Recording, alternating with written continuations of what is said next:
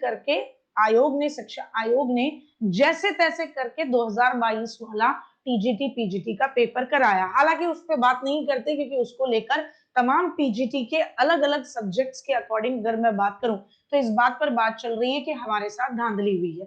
इस पर लेकर तमाम यूट्यूब के टीचर और बच्चे लगातार आंकड़े इकट्ठे कर रहे हैं और आगे चलकर आप देखेंगे कि हाई कोर्ट में एक केस फाइल होता हुआ दिखेगा। हालांकि अभी बात करते हैं सरकार की उस बात की जिसमें यूपी टीजीटी में नई भर्ती 2026 में आएंगी। इस बीच जितने बच्चे या इस बार जो बच्चे सेलेक्ट नहीं हुए उनके लिए एक मौका।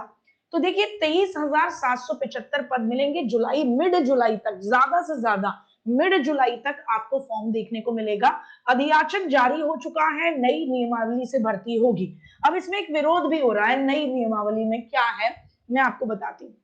तो देखिए साहब, यहाँ कहा गया कि प्रदेश के जितने भी एडेड माध्यमिक विद्यालय उनमें प्रधानाध्यापक, प्रधानाचार्य, प्रवक्ता और असिस्टेंट टीचर्स की भर्ती के लिए रिक्त पदों का विवरण ऑनलाइन फीड करने का काम शिक्षा निदेशालय ने पूर्ण कर दिया। मतलब ऑनलाइन अधियाचन भेज दिया गया। जैसे प्राइमरी में अभी ऑफलाइन अधियाचन गया फिर ऑनलाइन जाएगा, ऐसा नहीं, ऑनलाइन अधियाचन भेज। अब पदों की संख्या 23,213 से बढ़कर 23,775 से भी ज्यादा हो गई है, यानी 550 से अधिक पद भर गए हैं। हालांकि इसको सत्यापित करने के लिए दोबारा भेजा जाएगा। खैर, मैं इस मुद्दे से आपको मेन मुद्दे के ऊपर बात बता रही हूं जिसको आपको समझना है। वो ये है कि साहब कि इस बार जो एक अंतर देखने को मिलेगा वो ये देखने को मिलेगा कि टीजीटी में पहले नियमावली में बीएड नहीं थी। क्या नहीं थी पहले? तो आपको बता दूं कि पहले बीएड की अनिवार्यता नहीं थी, पर नई नियमावली में बीएड की अनिवार्यता कर दी है। इसको लेकर इसके ऊपर बहुत बड़ा विरोध चल रहा है, बहुत ज्यादा विरोध चल रहा है। और क्योंकि बहुत जल्दी यानी कि मिड जुलाई में ही आप इस बात को देख पा रहे हैं कि फॉर्म लाने की बात हो रही है, तो आप इस बात को भी समझ सकते हैं, बहुत अच्छे तरीके से समझ सकते हैं कि बच्चों के पास ऐसा कोई खास समय भी नहीं है। तो यहाँ पर ये बेशक पद बढ़ गए हैं लेकिन एक अपने आप में समस्या बनी हुई है। और समस्या क्या है? यही कि 23,213 पदों पर शिक्षक भर्ती की मांग पर अड़े अभ्यर्थी, उन्होंने कहा है कि भाई देखिए, आपने पहले बीएड की अनिवार्यता नहीं करी थी, अब आपने बीएड की अनिवार्यता कर दी है, ये थोड़ी सी प्रॉब्लम की बात है। ठीक है ना साहब, अलग अलग जगहों पे ये वाली बात आ गई है। और ज्ञापन में अशासकीय सहायता प्राप्त माध्यमिक विद्यालयों में नई नियमावली लागू नहीं करने की मांग की जा रही है। नई नियमावली में क्या है? बीएड की रिक्वायरमेंट है। आप हालांकि कोई कितनी भी मांग करे लेकिन बीएड रहेगी, मैं आपको बता दूं। तो ये उन बच्चों के लिए एक अच्छा खासा मौका है जिन्होंने टीजीटी पीजीटी में बीएड कर रखी है। और बीएड आप जानते हैं वो प्राइमरी में अब इस समय एप्लीकेबल नहीं है, तो आप लोगों के लिए बहुत जबरदस्त रहेगा। हालांकि बेशक इस पे खूब ज्यादा आवाज उठ रही है लेकिन गवर्नमेंट तुरंत के तुरंत एनसीटीई की गाइडलाइन लगाकर और इस बात को खारिज कर देगी। यूपी टीजीटी के कुल कितने विषय हैं जिन पर भर्ती होनी है ये और देख लें। तो केवल 15 ऐसे विषय हैं जिन पर भर्तियां निकलेंगी। केवल नहीं, बहुत अच्छे पद हो गए ये, ठीक है ना, विषय हो गए, जिसमें से हिंदी है, अंग्रेजी है। कितनी निकलेंगी वो एक अलग मुद्दा होगा। मैथ्स में निकलेंगी, विज्ञान में, सोशल साइंस में निकलेगी, संस्कृत, जीव विज्ञान, ग्रह विज्ञान में, कला में निकलेगी, फिजिकल एजुकेशन, संगीत गायन, संगीत वादन और वाणिज्य, कृषि, उर्दू, इनमें निकलेंगी। तो जितने भी बच्चे हैं अपनी तैयारी बेहतर तरीके से कर लें अगर बीएड करी हुई है। न्यूनतम आयु 21 वर्ष आपकी होनी चाहिए, ठीक है ना, न्यूनतम आयु 21 वर्ष आपकी होनी चाहिए भैया। नहीं, इसके अंदर कंप्यूटर को लेकर अभी तक कोई बात नहीं है। कंप्यूटर को लेकर अभी तक इस पे कोई बात नहीं है।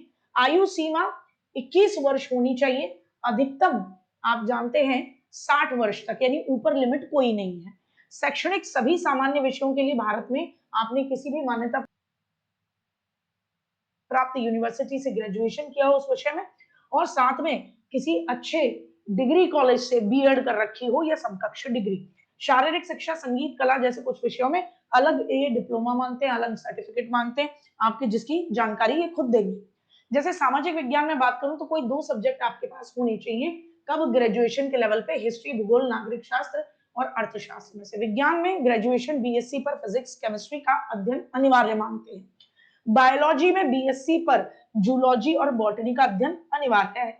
हिंदी के साथ बीए होना चाहिए और 12th में आपके पास संस्कृत विषय होना चाहिए या ग्रेजुएशन में आपके पास संस्कृत होनी चाहिए। मैथ्स में ग्रेजुएशन में मैथ्स होना चाहिए। पुराने विज्ञापनों में टीजीटी पद के लिए शिक्षक पात्रता यानी टेट की अनिवार्यता नहीं थी, लेकिन भविष्य में मैं आपको बता रही हूँ एनसीटीई यहाँ पर भी टेट की अनिवार्यता को लगाते हुए करेगा। तो ये आप जैसे ही इनका नोटिफिकेशन जो जारी होगा आप देखेंगे उसके अंदर बीएड मौजूद रहेगा, हटाएगा नहीं, एनसीटीई हटाने ही नहीं देगा।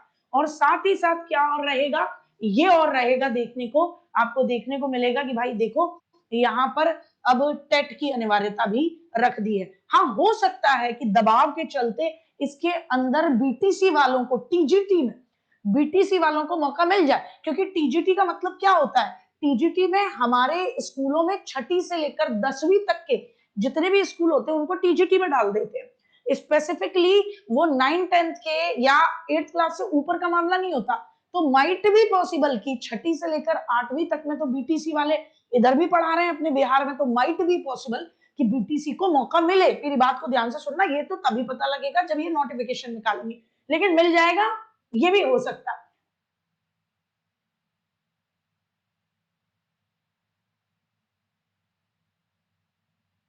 तो अच्छे तरीके से सोच के चलें। नई नियमावली के तहत परीक्षा का ढांचा इस तरीके से है कि परीक्षा ऑफलाइन होगी, कुल प्रश्न 125 होंगे एमसीक्यू और अंक होंगे आपके 500, यानी एक क्वेश्चन 4 नंबर का, 2 घंटे का समय मिलेगा। नेगेटिव मार्किंग नहीं रखेंगे, टीजीटी के लिए कोई इंटरव्यू नहीं होगा, केवल लिखित परीक्षा। अब आप देखिए कोई एक ऐसा एग्जाम जिसमें नेगेटिव मार्किंग ना हो, केवल लिखित परीक्षा हो, इंटरव्यू भी ना हो, तो हर बच्चा उस फॉर्म को भरना चाहेगा और पद भी ठीक आ रहे हैं। अब एक दूसरी महत्वपूर्ण सूचना कि भाई देखिए ये 15 आपके विषय हैं, ये रहे।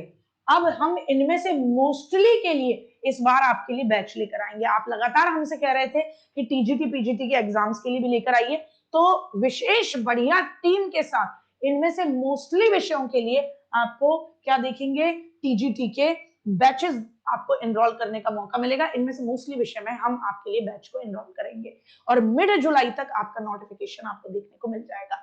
तो मुझे लगता है कि ये आपके लिए बहुत महत्वपूर्ण सूचना है कि सरकार अब बच्चों के अपने खुद की वोट बैंक को मजबूत करने के लिए, विरोध को रोकने के लिए इस पर काम कर रही है और इसको लेकर आगे बढ़ेगी। तो आप भी अगर अपनी ग्रेजुएशन, बीएड, बीटीसी कंप्लीट करके बैठे हो, टेट वेट कंप्लीट करके बैठे हो, तो ये साल आपके लिए गोल्डन ईयर होगा। कहीं ना कहीं मेहनत करते चलो, अपने आप को कहीं ना कहीं लगा ही लोगे, क्योंकि मेहनत करने वालों की कोई कभी भी हार नहीं होती और एक बार में ही कोई जीत जाए इतना अच्छा लक भी किसी का नहीं होता। कब अपनी कमियों को देखते हुए बार बार सुधारते हुए हम काम करते हैं। ठीक है ना, तो मिलते हैं आपसे कब,